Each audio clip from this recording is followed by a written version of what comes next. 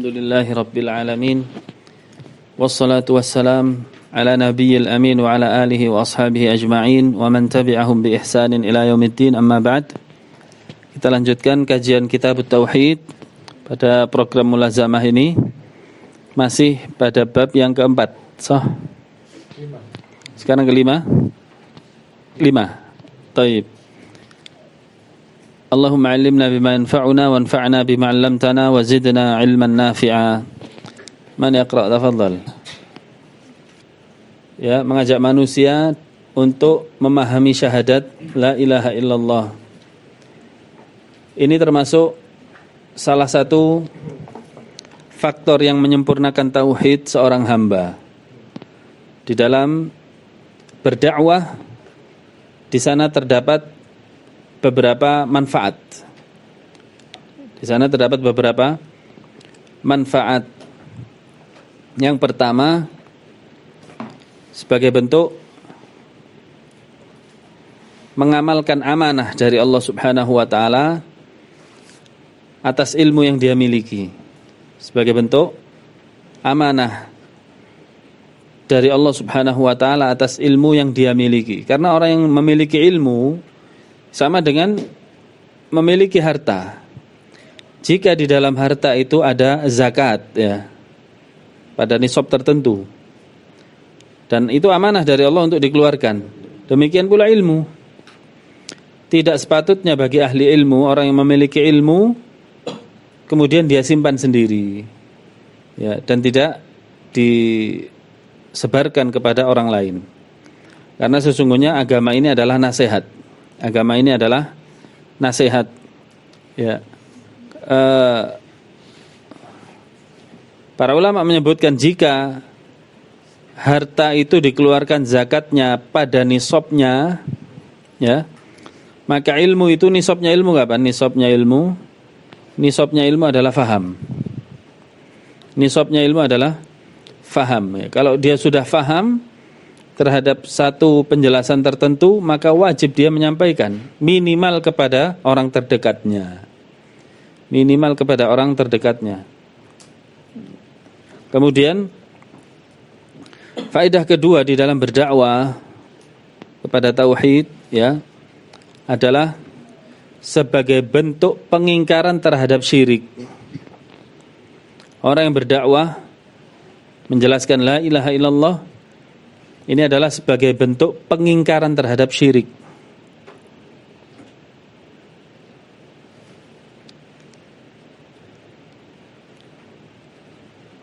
Faedah berikutnya di dalam berdakwah adalah lebih meneguhkan keimanan yang ada di dalam hatinya.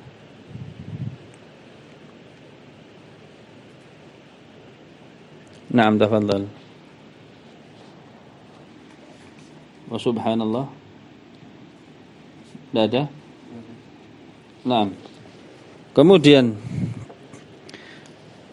dalil pertama yang disebutkan oleh penulis adalah firman Allah Subhanahu wa taala, "Qul hadhihi sabili ad'u ila Allah." Katakanlah wahai Muhammad, ini adalah jalanku, ini adalah sunnahku, ini adalah ajaranku. Yaitu apa? Ad'u ilallah ala basirah. Saya mengajak manusia ke jalan Allah di atas ilmu. Ya, ini salah satu sunnah Nabi, dan ini sunnah yang besar sekali. Ya, kedudukannya itu dakwah. Di sini disebutkan hadhihi. Kata para ulama, kenapa menggunakan hadhihi? Hadhihi itu artinya ini. Ini itu adalah kata tunjuk jarak dekat. Ya, kalau belajar bahasa Arab, isim isyarah lil qarib, kata tunjuk jarak dekat. Apa faedahnya kok menggunakan hadhihi? Para ulama mengatakan ini menunjukkan bahwasannya hadhihi, ini maksudnya ini adalah ini zamanku ini. Ya, Rasulullah mengatakan hadhihi sabili, ini adalah jalanku, sunnahku pada zamannya Nabi. Menunjukkan bahwasannya dakwah ini juga harus mencontoh beliau. Menunjukkan dakwah ini harus mencontoh beliau. Tidak boleh kita buat acara sendiri di dalam dakwah. Metodenya harus mengikuti metode Nabi sallallahu alaihi wasallam. Karena dakwah ini termasuk ibadah, maka harus ittiba', harus mengikuti sunnah. Tidak diperkenankan dakwah sesuai dengan metode pemikirannya atau adat istiadatnya, tidak. Ad'u ilallahi ala basirah. Saya mengajak manusia ke jalan Allah di atas ilmu. Ana wa manittaba'ani. Aku dan orang-orang yang mengikutiku. Bayangkan. Ya, tidak pantas kita semuanya atau kaum muslimin melepaskan diri dari dakwah, enggak pantas. Di dalam ayat ini Rasul mengatakan ini jalanku. Berarti termasuk sunnahku. Berarti wajib ini. Ya, ana wa manittaba'ani, saya dan orang-orang yang mengikutiku, dikuatkan lagi di sini. Ya, wajib berdakwah. Wa subhanallah, dan maha suci Allah, wa ma ana minal musyrikin. Dan saya bukanlah orang-orang yang berbuat syirik. Nah, saya sebutkan di sini langsung ya kriteria da'i ilallah, kriteria da'i ilallah sesuai dengan ayat ini ya. Yang pertama adalah ikhlas.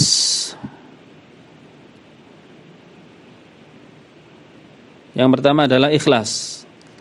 Dia berdakwah ikhlas karena Allah. Dia berdakwah ikhlas karena Allah Subhanahu wa taala. Ini berarti mengeluarkan dakwah yang tidak ikhlas. Ada dakwah yang mengajak kepada kelompoknya. Ini bukan dakwah ilallah. Ya, ada dakwah yang mengajak kepada dirinya. Ada dakwah yang mengajak kepada partainya. Ada dakwah yang mengajak kepada kepentingan duniawinya. Ini semuanya bukan dakwah ilallah. Ini dakwah bid'iyah. Dakwah yang bid'ah. Yang mungkin secara zahir dia nampak sebagai da'i, sebagai orang yang menyeru ke jalan Allah. Tapi ini tidak benar sama sekali, karena dakwah itu harusnya ikhlas, mengajak manusia ke jalan Allah. Bagaimana ciri-cirinya biasanya? Biasanya ya polemik ya di antara para pendakwah. Kalau sudah masuk dai yang lainnya di satu daerah yang sama, biasanya ada hasad. Na'udzubillah. Ya, harusnya dia merasa terbantukan. Ya, dia merasa terbantukan dengan syarat dai yang ada di daerahnya itu satu visi, yaitu mengajak manusia ke jalan Allah dengan jalan sunnah, dengan pemahaman para sahabat. Yang penting demikian, maka dia harusnya merasa senang dan terbantukan. Enggak harus manusia dapat hidayah dari dirinya. Ya. Maka sinyal-sinyal orang yang tidak ikhlas di dalam berdakwah adalah kalau ada ustadz yang masuk ke daerahnya, kemudian dia merasa tersaingi. Ya, harusnya dia merasa senang. Wah, alhamdulillah. Tugasnya menjadi lebih ringan. Dan ada yang membantu dirinya dalam tugas tersebut. Ya. Maka itu yang pertama. Yang kedua adalah dengan ilmu. Dengan ilmu. Ilmu yang dimaksud di situ basirah, mencakup ilmu secara teori,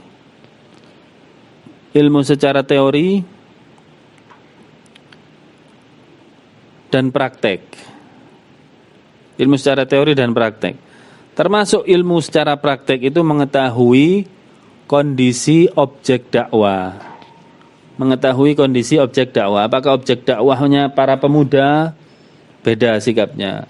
Atau orang yang sudah lanjut usia, atau orang awam sekali, atau orang yang sudah ada pengetahuan ilmunya. Ini beda-beda. Ya, beda-beda sikapnya. Kemudian yang berikutnya adalah memulai dengan masalah yang paling penting. Memulai dengan masalah yang paling penting, yaitu tauhid.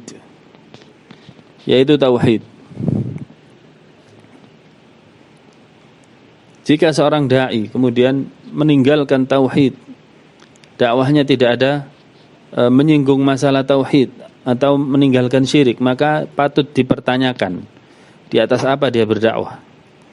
Karena sesungguhnya dari zaman ke zaman para nabi dan rasul atas segala macam permasalahannya, semuanya dakwahnya satu, yaitu mengajak manusia mentauhidkan Allah Subhanahu wa taala. Nabi Nuh masalahnya adalah kesyirikan. Nabi Lut penyimpangan perilaku seksual. Apalagi Nabi Syuaib mencuri timbangan, permasalahannya. Nabi Musa sihir. Nabi Isa masalah kesehatan. Dan nabi-nabi yang lainnya permasalahannya macam-macam ya, tapi dakwahnya tetap satu, ya. Ayya'budullaha wa la yusyriku bihi syai'ah. Hendaklah menyembah kepada Allah dan tidak menyekutukannya. Ini adalah masalah yang paling penting. Kemudian diikuti dengan setelahnya dan setelahnya. Kemudian berikutnya, ya, hendaknya seorang dai kepada Allah itu menghiasi dirinya dengan akhlak. Menghiasi dirinya dengan akhlakul karimah.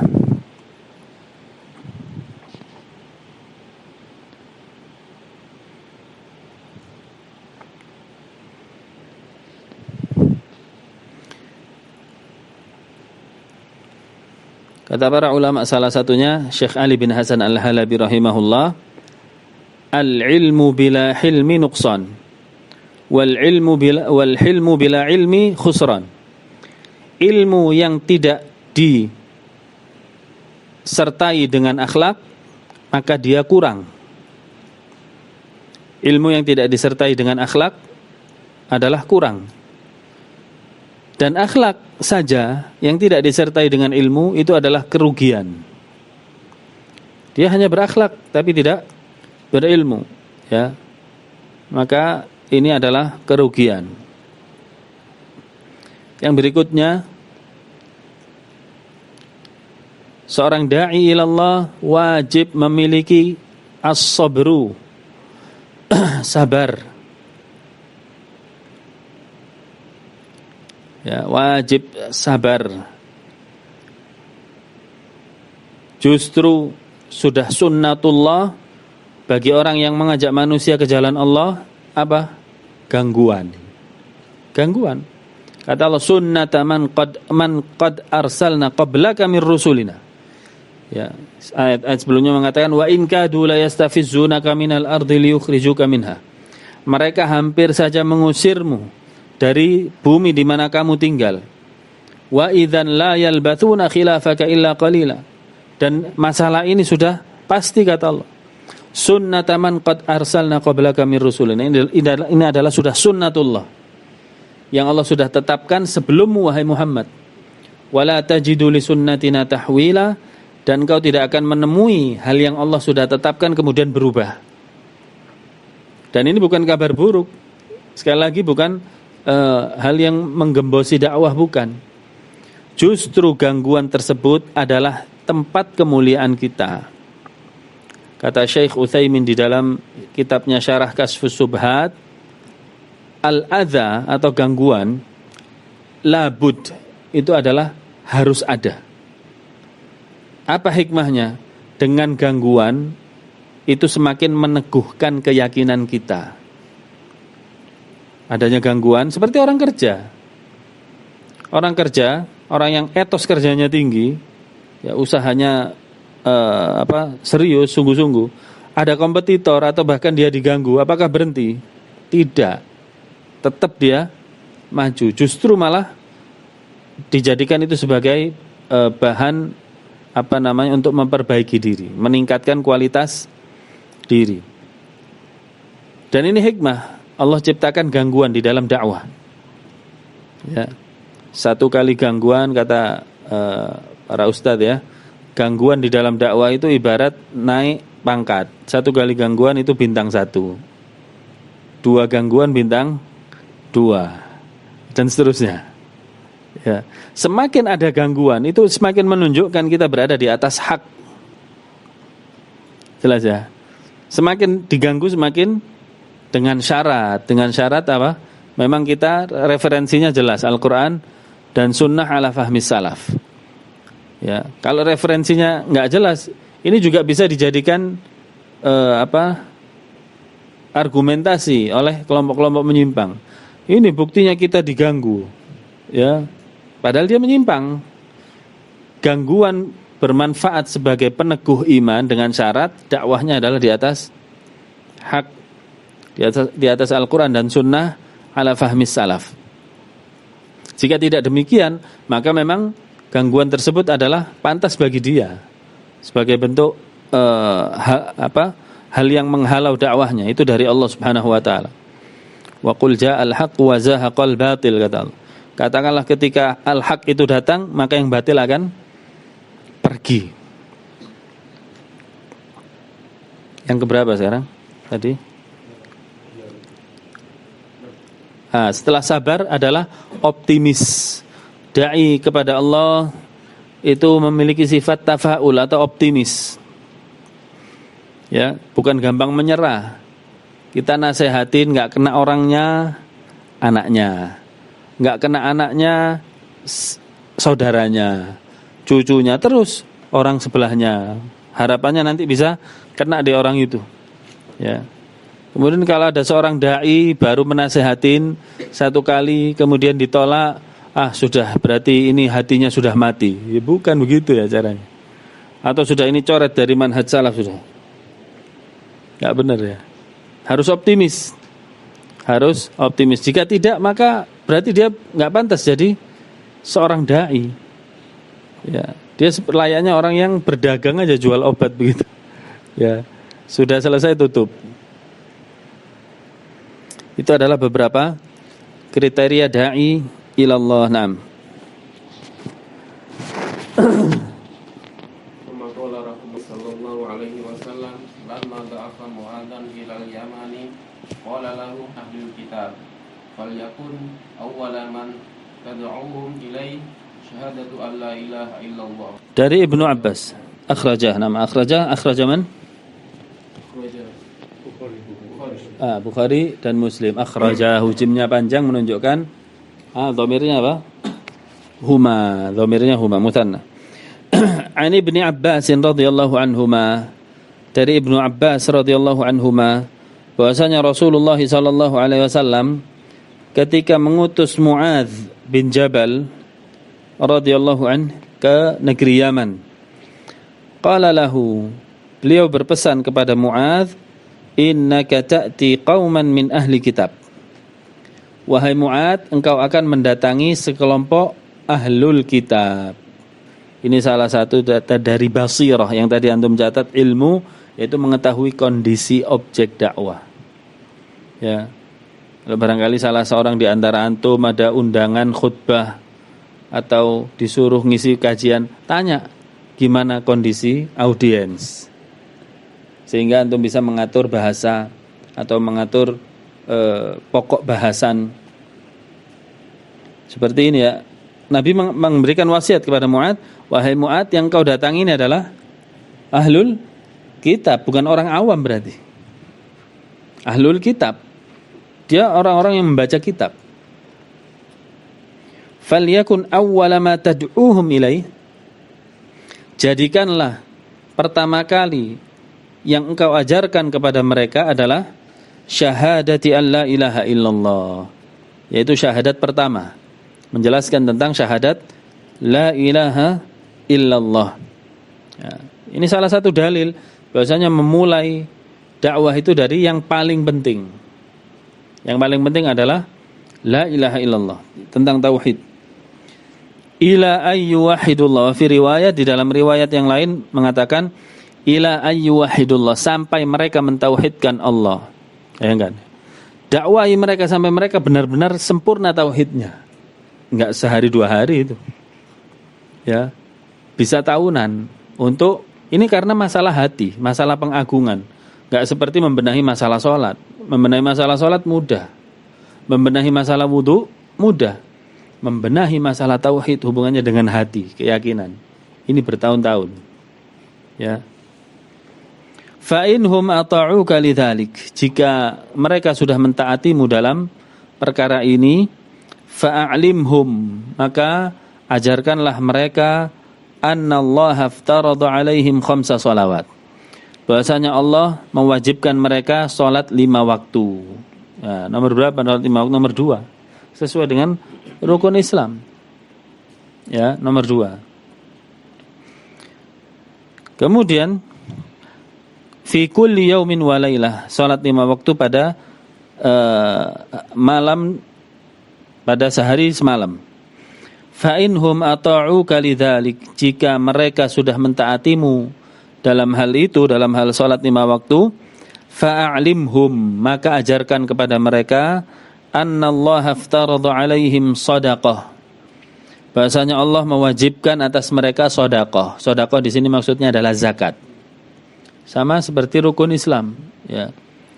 Syahadat, salat, kemudian zakat. Tu'khadhu min aghniyaihim, yang diambil dari orang-orang kaya mereka, faturaddu ala fuqaraihim, kemudian diserahkan kepada orang-orang yang fakir dari mereka. Ya. Fa inhum ata'uka lidzalik, jika mereka sudah mentaatimu dalam hal itu, dalam hal zakat, pesan Nabi berikutnya adalah fa iyyaka wa karaima amwalihim, hati-hati engkau wahai Mu'ad dari harta terbaik mereka. Jadi dai itu jangan orientasinya harta saja. Ya, ada dai-dai yang didekati malah orang-orang kaya saja. Ya.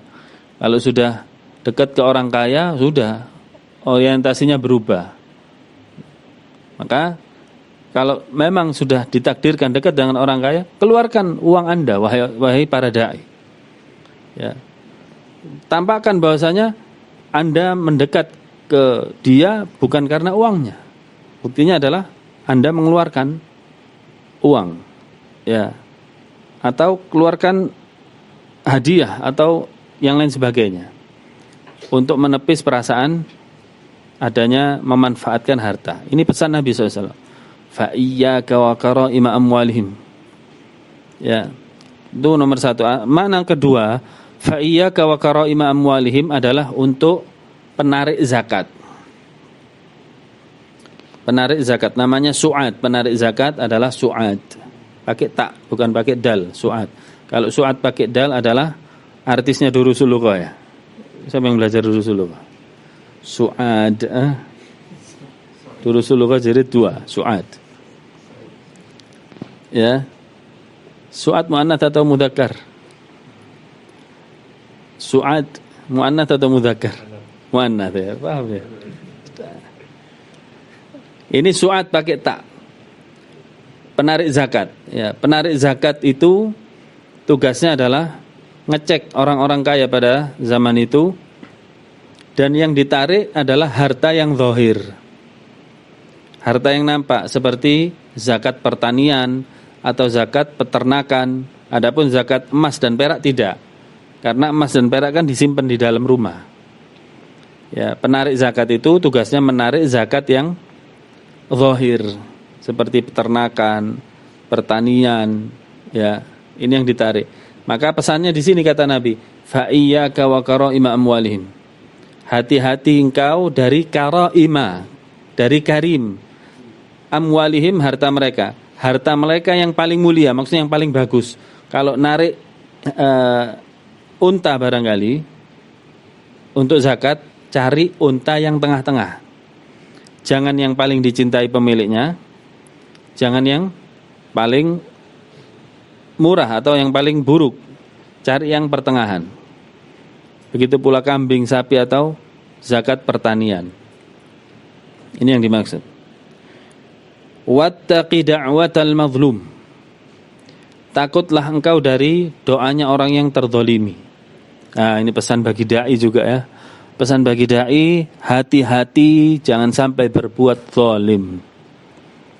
Baik kezaliman itu dari lisannya, paling banyak dari lisannya, dengan mencela, menjatuhkan, meremehkan, menghukumi orang tidak sesuai pada tempatnya. Ini bisa terkena doa orang terzalimi, bahaya. Atau hal-hal yang lainnya.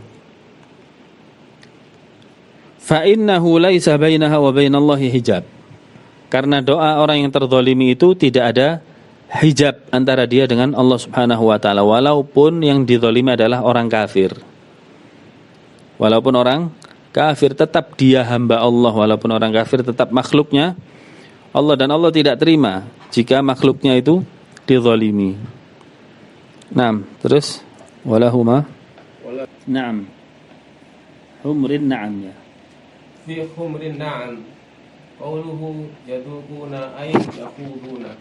Walahuma, ya lahuma adalah dari Bukhari dan Muslim juga dari Sahal bin Sa'ad radhiyallahu an, anna Rasulullah sallallahu alaihi wasallam qala, bahwasanya Rasul sallallahu alaihi wasallam bersabda, yauma Khaybar, pada hari peperangan Khaybar. Khaybar adalah peperangan antara kaum muslimin dengan Yahudi. Ahsantu.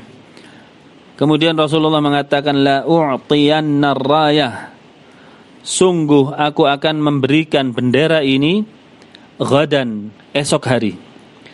Rajulan yuhibbullahu wa rasulahu, rajulan yuhibbullaha wa rasulah, kepada seseorang yang dia mencintai Allah dan Rasulnya. Wa yuhibbuhullahu wa rasuluhu, Allah dan Rasulnya pun juga mencintai dia. Yaftahullahu ala yadayhi, dan Allah akan memenangkan kaum muslimin lewat tangannya. Fabatan nas, kemudian manusia pun bermalam pada malam itu. Yadukuna laylatahum, mereka saling bercakap-cakap, ya tidak tidur, mereka saling berbincang-bincang pada malam itu tentang ucapan Nabi itu, siapa yang akan diberikan bendera itu, orangnya itu siapa. Ayyuhum yu'taha, ya siapa di antara mereka yang mendapatkannya. Falamma asbahu, ketika mereka sudah berada di pagi hari, ghadaw ala Rasulillah sallallahu alaihi wasallam, mereka bergegas menuju Rasul sallallahu alaihi wasallam. Kulluhum yarju an yu'taha, mereka semuanya berharap untuk diberikan bendera.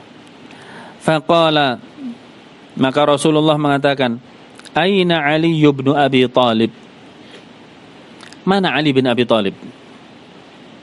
Faqila, kemudian dikatakan, huwa yashtaki ainaihi, dia sedang ada keluhan di matanya wahai Rasulullah, ada keluhan di matanya, matanya sakit. Fa arsalu ilaihi, ya, maka Rasulullah pun menyuruh mereka untuk mendatangkan Ali bin Abi Talib. Fa utiya bihi, kemudian didatangkan Ali bin Abi Talib kepada Rasulullah. Fa basaqa fi ainaihi, kemudian beliau meludahi mata Ali bin Abi Talib. Wa da'alahu, seraya mendoakan Ali. Fabara'a, Ali pun sembuh dari penyakit matanya. Hatta ka'allam yakun bihi waja'un, sampai seakan-akan tidak pernah ada penyakit di matanya, artinya bersih. Fa'a'tahu raya, kemudian Rasulullah memberikan benderanya tadi kepada Ali bin Abi Talib. Wa qala, seraya mengatakan, unfudh ala rislika, ya, kerahkan seluruh kemampuanmu wahai Ali, hatta tanzila bisahatihim, sampai engkau berada di barisan depan mereka. Thumma ad'uhum ilal Islam, kemudian dakwahilah mereka untuk masuk Islam. Nah ini perhatikan ya, jadi di era peperangan atau di kancah peperangan sekalipun, dakwah tetap ada, dikedepankan. Pentingnya dakwah, jangan hilangkan ruh dakwah dalam hati kita, tanam terus. Ya, bagaimanapun medianya, baik online maupun offline, ya, atau dengan harta kita, jabatan kita, apalagi. Tidak harus, umpama saya nggak bisa Ustaz menghadap manusia, naik podium kemudian, tidak harus begitu. Ya, namanya dakwah itu yang penting mengajak manusia ke jalan Allah.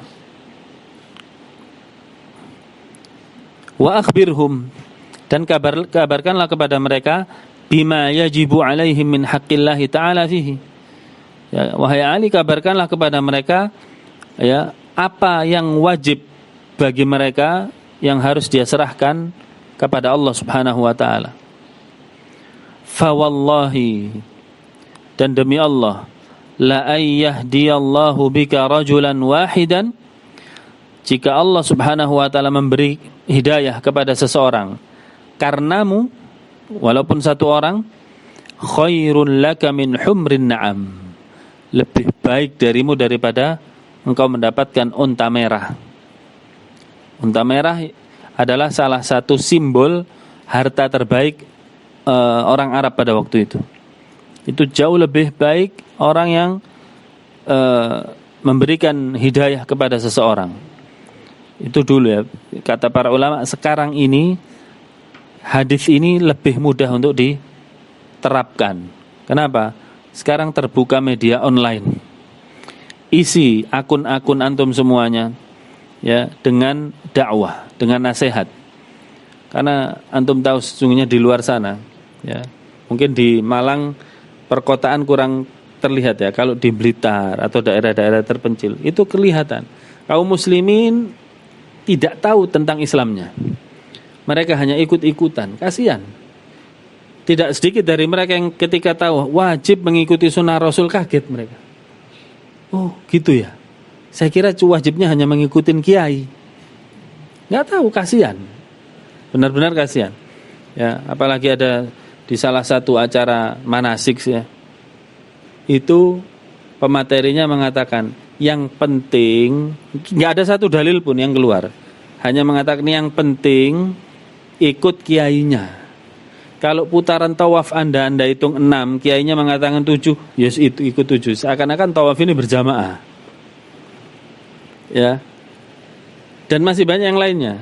Nggak perlu, kalau ingin masuk surga itu tidak perlu belajar, tidak perlu membaca tafsir Al-Quran, ikut kiainya aja. Mosok nggak percaya kalau kiainya sudah ahlul jannah katanya. Ini kasihan ya, kasihan. Coba bayangkan jika masalah itu korbannya adalah kita, mereka saudara kita. Dan Rasulullah mengatakan, tidak beriman salah seorang di antara kalian sampai mencintai saudaranya sama seperti mencintai dirinya. Ya, bukan hanya bab kelaparan, bab hidayah juga termasuk, bahkan lebih utama.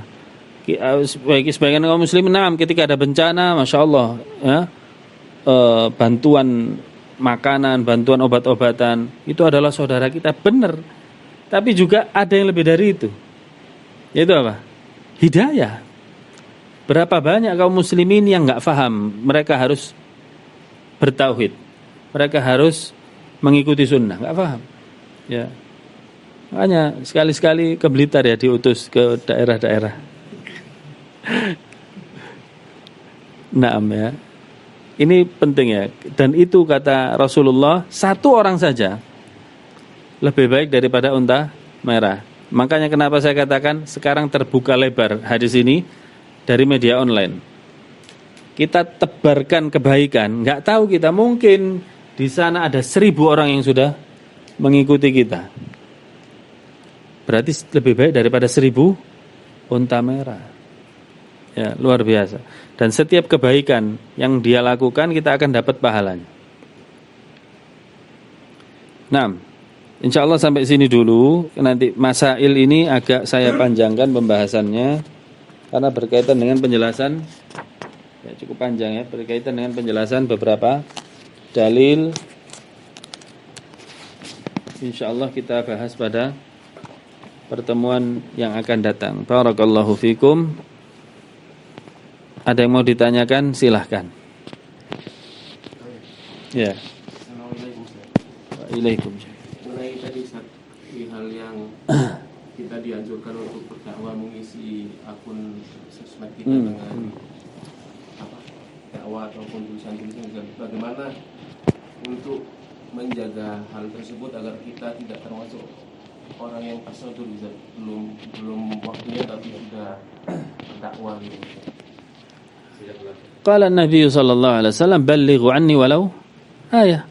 Sampaikan dariku walaupun satu ayat. Maksud dari hadis ini adalah sampaikan yang sudah faham dariku. Orang yang sudah faham terhadap sebuah ilmu seperti saya katakan tadi, sama saja dia diberikan amanah harta oleh Allah. Ya, amanah harta. Kita punya harta. Kalau kita seorang suami, mana yang kita toleh dulu? Keluarga. Ya nggak mungkin kita amankan sendiri nih harta ini. Kalau harta tadi berlebih sampai mencapai nisab, yang diperhatikan lebih dari keluarga, fakir, miskin, kemudian beberapa mustahik zakat ya. Ilmu pun demikian. Kalau kita sudah faham barangkali rukun la ilaha illallah saja, rukun la ilaha illallah yaitu apa? An-nafyu wal itsbat. Yaitu maksudnya meniadakan dan menetapkan, meniadakan Tuhan selain Allah dan menetapkan yang patut disembah hanyalah Allah. Sampaikan ini. Tulis di medsosnya. Rukun la ilaha illallah adalah ini. Yang dimaksud an-nafyu adalah ini. Al-itsbat adalah ini. Orang baca. Ya Allah, 40 tahun saya baru tahu sekarang. Luar biasa tuh. Ya. Atau sebutkan lagi konsekuensi syahadat adalah asyhadu alla ilaha illallah, menunjukkan bahwasanya kita di dalam beribadah ikhlas karena Allah. Wa asyhadu anna Muhammadar Rasulullah adalah di dalam kita beribadah harus ikut tata caranya Muhammad. Baca lagi orang. Oh, ternyata begini dah. Makna dua kalimat syahadat. Simpel-simpel aja. Kalau antum bisa lebih banyak, maka lebih afdol. Nah. Cukup? Lanjutkan. Ada yang mengatakan antum jangan terlalu berburu-buru. Antum belajar dulu. Bagaimana sih? Sedangkan orang ini dia melihat seseorang itu mungkin si orang ini pulang ini mungkin rajin ngaji, mungkin paham lah sama. Terus orang ini terus ajarin saya. Nah, si pulang ini akhirnya minta pendapat dari Ustaz ini. Antum jangan buru-buru, belajar dulu. Akhirnya yang orang mau minta belajar ini nggak jadi, karena dia nggak jadi, nggak boleh buru-buru. Ya. Akhirnya nggak jadi belajar nih. Saya katakan seperti yang saya katakan tadi, dengan syarat kita benar-benar faham ya sebuah ilmu, maka kata Allah, illal ladzina amanu. Usul salah tangan sudah selesai. Illal ladzina amanu wa amilus sholihat, terus tawasau bil haq. Ilmu, amal, dakwah. Terus sekarang apakah dikatakan buru-buru ketika kita sudah paham? Tidak, yang penting jangan sampai kita sampaikan yang kita belum paham, gitu aja. Mungkin yang dimaksud Ustadz tadi terburu-buru karena takut yang disampaikan adalah terlalu luas. Ya, tapi tetap kalau kita mau menyampaikan sesuai yang bisa kita fahami saja. Ya, itu boleh, tidak ada masalah. Kata Rasulullah, balighu anni walau ayat, sampaikan dariku walaupun satu ayat. Karena yang faham memang satu ayat, tidak lebih. Nah, pernah ada yang mengatakan kalau kita meniru Mu'ad dalam hal ini, kita itu dianggap menyamakan umat Islam dengan Ahlul Kitab. Gimana? Ya Allah. Jadi nggak boleh dipakai hadis ini. Gitu katanya. Ya, maksudnya innaka ta'ti qauman min ahlil kitab. Wahai Mu'ad, pergilah ke Yaman, di situ engkau akan temui kaum dari ahlul kitab. Ya, ini bukan maksudnya menyamakan kaum muslimin dengan ahlul kitab. Ya. Ahlul kitab justru mereka itu dulu bagian dari Islam. Ya, yang mereka pegang itu wahyu. Dikirim oleh Nabi SAW untuk memberikan kabar gembira. Nih Rasul terakhir sudah ada sesuai dengan yang ada di kitabmu itu. Kalau umat sekarang ya sama, nggak sedikit. Ya, banyak yang belum paham tentang harus ikut sunnah, harus mengikuti Al-Quran. Ya, nggak paham. Mereka taunya ikut kiai, ikut adat. Lah, apakah umat Islam ini tidak patut dikatakan ahlul kitab? Bisa dikatakan ahlul kitab. Apa artinya ahlul kitab? Orang yang diturunkan kepadanya kitab, termasuk kaum muslimin. Ya, nanti ada di penjelasan masail ini. Siapa itu ahlul kitab? Nah, ya.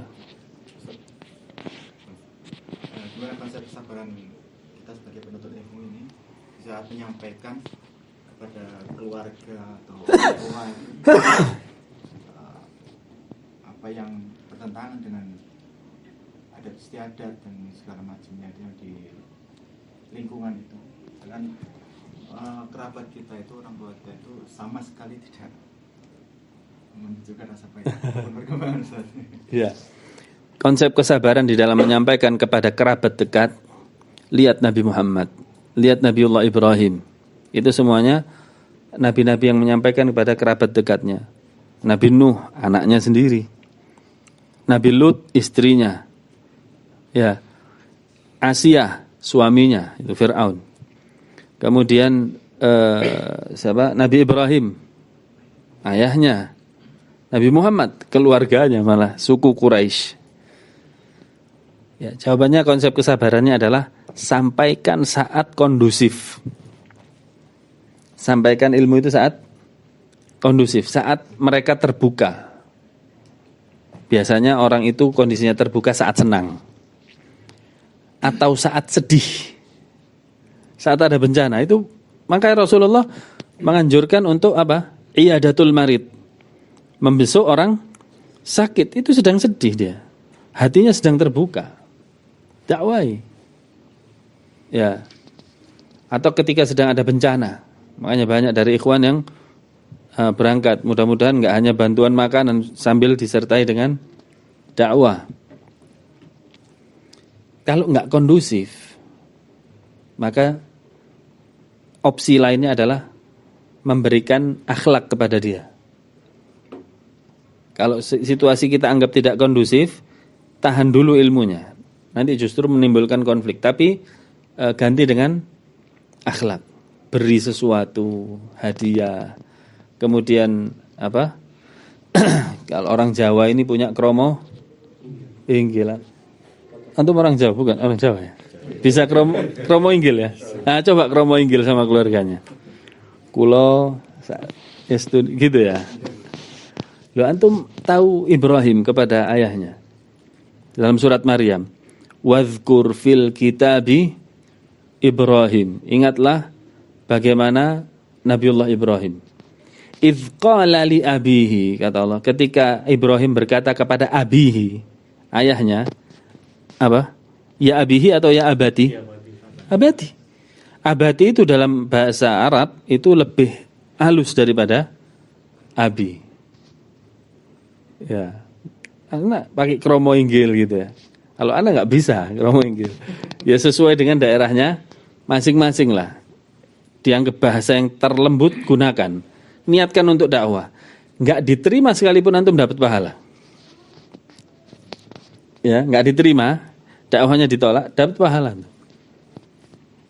Ibrahim diterima nggak ya abadi? Nggak diterima. Ya, kemudian jangan lupa juga awali dan akhiri dengan doa. Ini antum mau nyampaikan ini tauhid ini. Pas ini kondusif. Bismillah. Doa. Bismillah termasuk memohon pertolongan pada Allah dan barokah. Akhiri juga dengan doa. Semoga Allah memberikan petunjuk kepada orang yang saya dakwahi tadi. Nah, hakada. Kemudian setelahnya tawakal, itu hidayah adalah di tangan Allah Subhanahu wa taala. Nah, cukup? Ya. Gimana kalau kita bikin spanduk gitu, taruh di tempat-tempat yang suka yang sajian, terus ditulisin gimana sih? Ditulisin apa itu? Dilarang taruh sajian di sini. Iya, ya. Jika cara itu di uruf setempat dianggap hal yang tidak menimbulkan konflik, silahkan. Tapi kalau itu bisa menimbulkan konflik, maka jangan. Karena amar ma'ruf nahi mungkar prinsipnya bukan memunculkan kemungkaran, tetapi memunculkan yang ma'ruf. Kalau cara itu kita lihat ini memunculkan kemungkaran, ya jangan. Ya jangan, tahan dulu.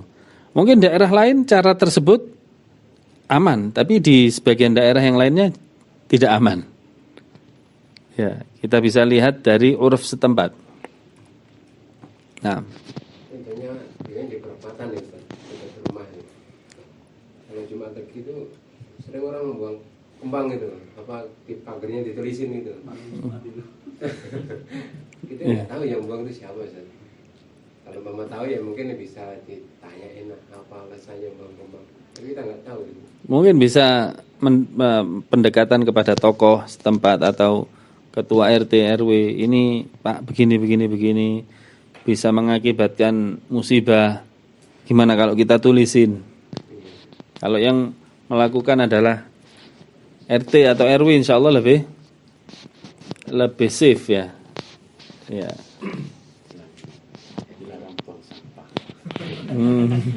Berarti sampah itu.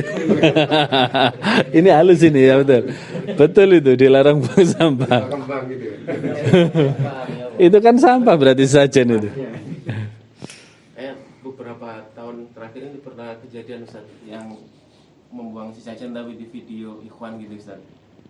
Sambil di video ini niatnya si amar ma'ruf Ustaz. Tapi akhirnya ini jadi polemik toh? Iya, direspon sama pemerintah bikin acara malam 1000 sajen atau apa gitu. Itu erupsi Lumajang, erupsi Semeru yang sebelumnya. Iya. Nah itu buktinya seperti itu ya. Ketika ada amar ma'ruf nahi mungkar yang tidak terukur, ya maka menimbulkan kemungkaran lebih besar. Nah, di hadis Mu'ad ini kan Nabi mengutus Mu'ad.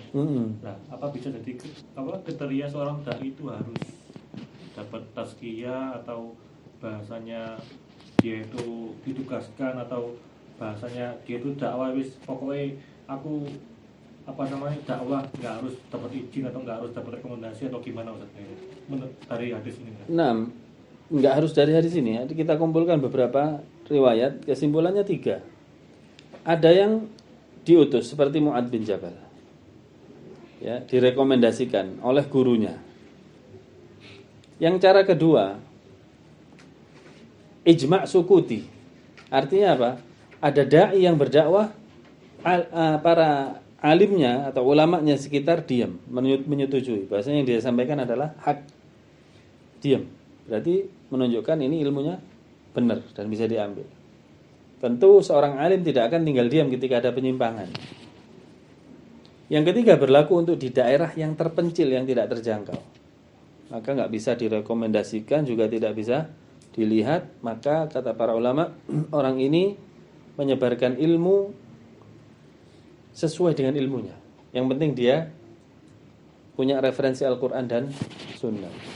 Itu 3 cara bagaimana seseorang bisa menyebarkan ilmu.